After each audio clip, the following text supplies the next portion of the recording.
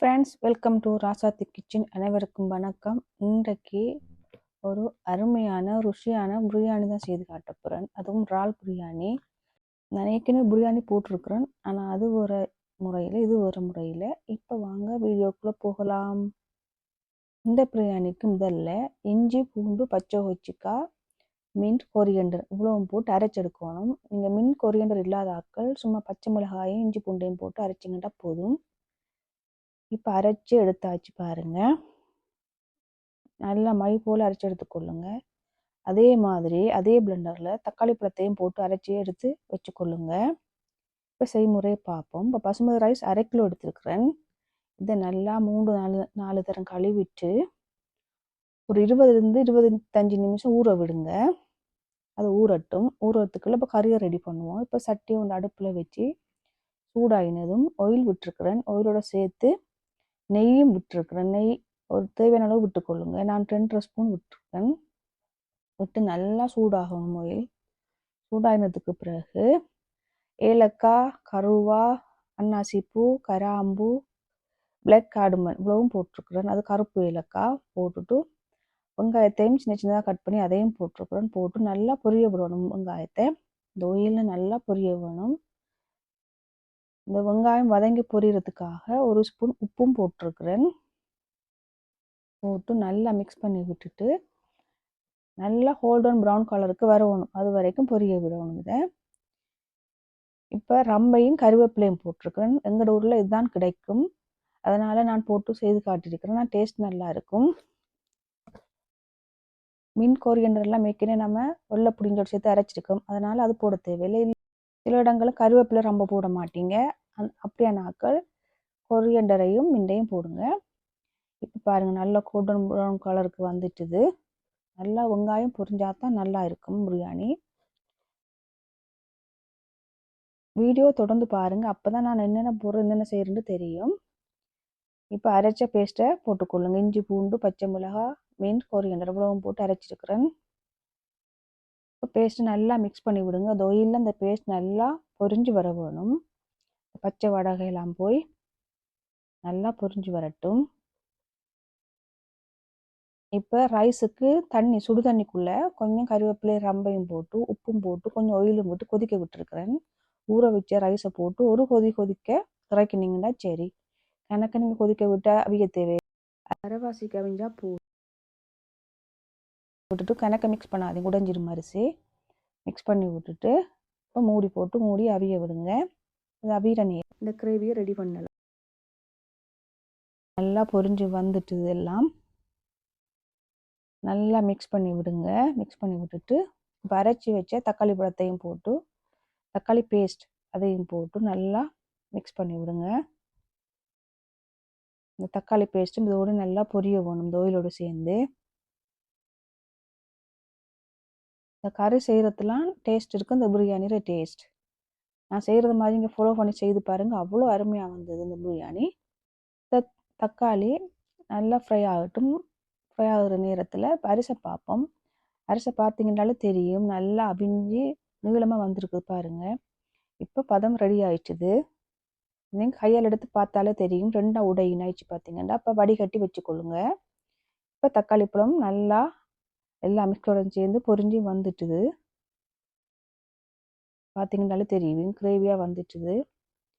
இந்த நேரம் மசாலா பொருட்களை போட்டுக்கொள்வோம். ஸ்பைசி பொருட்களை பிரியாணி மசாலா 1 ஸ்பூன், மஞ்சத்தூள் 1/2 ஸ்பூன், தனி மிளகாய்த்தூள் 1 ஸ்பூன் இவ்வளோதான் எடுத்துருக்குறேன். உங்களுக்கு காரம் கூட வேணுமெண்டா நீங்கள் கூட போட்டுக்கொள்ளுங்க.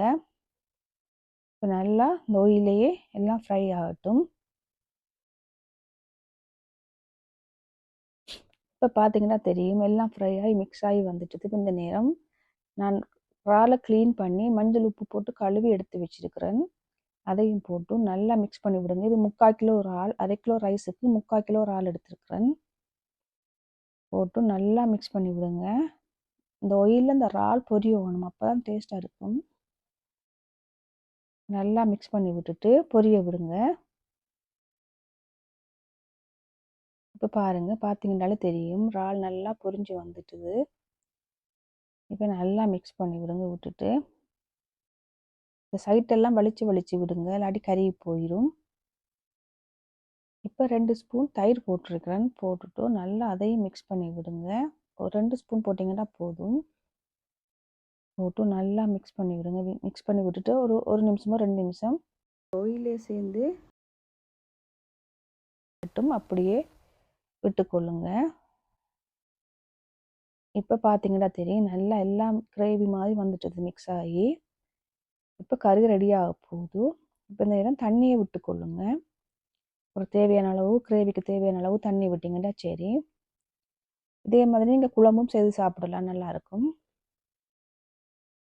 பாருங்கள், நல்லா அப்படி மிக்ஸ் பண்ணி விட்டுட்டு கொஞ்சம் தேங்காய் பால் தேங்காய் பால் விட்டுருக்குறேன். இந்த தேங்காய் பால் விட்டு செய்தீங்கன்னா அந்த பிரியாணி அவ்வளோ டேஸ்ட்டாக இருக்கும். செய்து ட்ரை பண்ணி பாருங்கள். இந்த முறையில் கொஞ்சம் டிஃப்ரெண்ட் டேஸ்ட் தெரியும் உங்களுக்கு. இந்த நேரம் உப்பு புளியையும் பார்த்துக்கொள்ளுங்க. ஏன்னா நம்ம கறி மூடி வச்சு கொதிக்க விட்டு ரைஸை போடணும். அதுக்காக இப்போ உப்பு காணாது உப்பு போட்டிருக்கிறேன். தேவையான அளவு உப்பு போடுங்க, பார்த்து போடுங்க. ஏன்னா ரைஸுக்கும் நம்ம உப்பு போட்டிருக்கிறோம். இந்த சைட்டெல்லாம் அப்படி வலிச்சு விட்டுக்கொள்ளுங்க, இல்லாட்டி கருகி போயிடும் சைட்டெல்லாம். இப்போ நல்லா மிக்ஸ் பண்ணி விட்டுட்டு மூடி போட்டு ஒரு 3-4 நிமிஷம் கொதிக்க விடுங்க. நல்லா கொதிக்கட்டும். கொதித்து இந்த ஆயில் மேலே வரணும், பற்றி பாருங்கள். இப்போ பதம் ரெடி ஆயிட்டுது. பிரியாணிக்கு கிரேவி ரெடி ஆயிட்டுது. இப்போ நல்லா மிக்ஸ் பண்ணி விடுங்க எல்லா பக்கமும். இந்த நேரம் ஒரு தேசிக்காய் பாதி புளி காணாது, அதுக்காக நான் தேசிக்காய் பாதி விட்டுருக்குறேன். தேசி புளி நல்லா புளிஞ்சு விட்டுட்டு மிக்ஸ் பண்ணிவிட்டு நீ ரைஸை போட வேண்டியதுதான். நான் வடிகட்டி வச்சுருக்கேன் ரைஸை, உங்களுக்கு நான் காட்ட இல்லை வீடியோ. ஒரு வடிதட்டில் அப்படியே நீங்கள் ரைஸ் அதில் போட்டு வச்சிங்கன்னா தண்ணியெல்லாம் வடிஞ்சிடும். இப்போ இந்த கிரேவியில் கொஞ்சம் எடுத்து வச்சுருக்கிறேன். ஏன்னா நான் லேயரை போட போகிறேன், அதுக்காக. பாருங்கள், கொஞ்சம் தான் எடுத்து வச்சுட்டு ரைஸை ஒரு லேயர் போட்டுட்டு அதுக்கு மேலே இந்த கறியை போடுறதுக்காக இப்போ வடிகட்டி வச்சுக்கிற ரைஸை இப்படி போட்டுக்கொள்ளுங்க.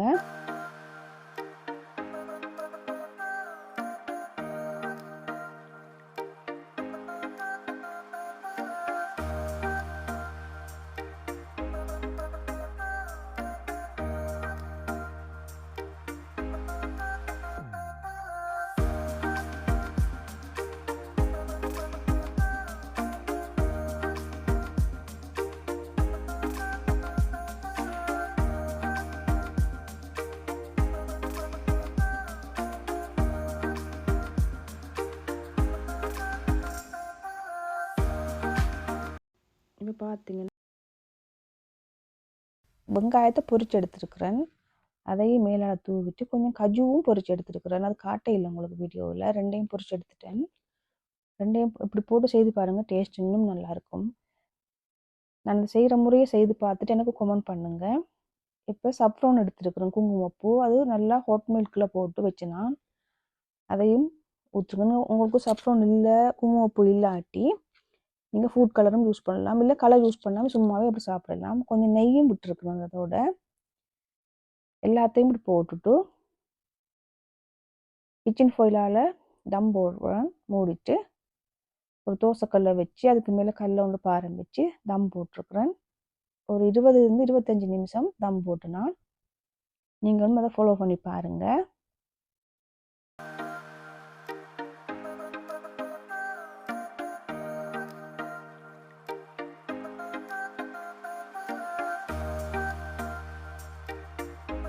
இருபது நிமிஷத்துக்கு பிறகு அவ்வளோ பார்த்தீங்கன்னா தெரியும், கலர்ஃபுல்லாக. இப்போ ரைஸ் ஒன்றும் உதிரியாக வந்திருக்குது, உடையவே இல்லை. பார்த்தீங்கன்னாலே தெரியும், உதிரியாக மொட்டாக வந்திருக்குது. நீங்கள் சுட எடுக்கக்குள்ள அரை மணி நேரத்துக்கு பிறகு ஆற விட்டுட்டு மிச்சர் ரைஸை மிக்ஸ் பண்ணிக்கொள்ளுங்க. ஏண்டா நீங்கள் சுட எடுத்தீங்கன்னா ரைஸ் வந்து உடைய பார்க்கும். அதனால் நான் வீடியோக்காக உங்களுக்கு எடுத்து காட்டுறேன். இப்போ கொஞ்சம் பார்த்தீங்க, இப்போவும் உடைய இல்லை. ஆனால் நீங்கள் ஆற வச்சு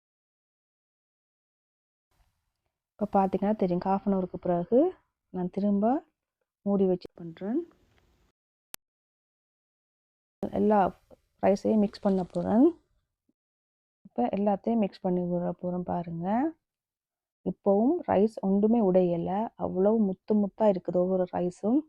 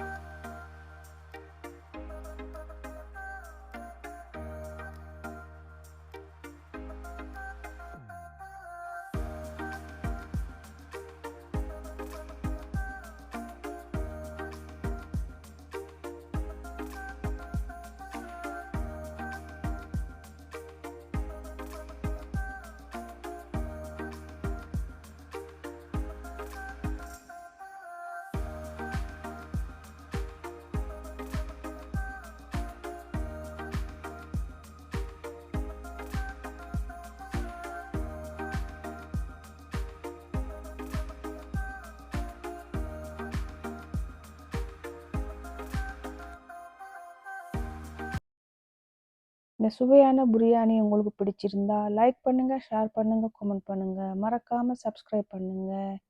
மறக்காமல் ஃபேஸ்புக்கில் ஷேர் பண்ணுங்கள். அடுத்த வீடியோவில் சந்திப்போம். நன்றி, வணக்கம்.